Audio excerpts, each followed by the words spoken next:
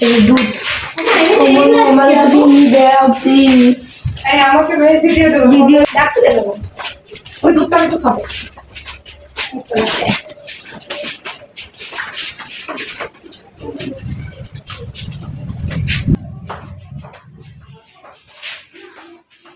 এই হচ্ছে আমাদের ঈদ হবে, সেজন্য আমরা এই যে পায়েস টায়েস রান্না করে রেডি করে রাখলাম।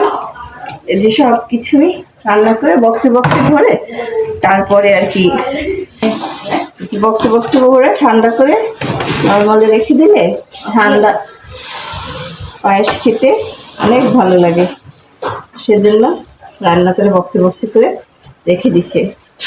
বক্স রান্না করা হয়েছে, আরও আছে সেগুলো তো আজকে এগুলো সব কিছু নর্মাল ফ্রিজে রেখে দেব, সকালে সবাইকে এটা সার্ভ করবো।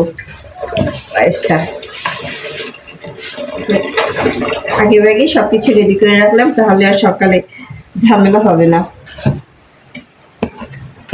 জর্দাটাও রাত্রেই রান্না করে রাখা হবে, রাত্রেরটা করবো।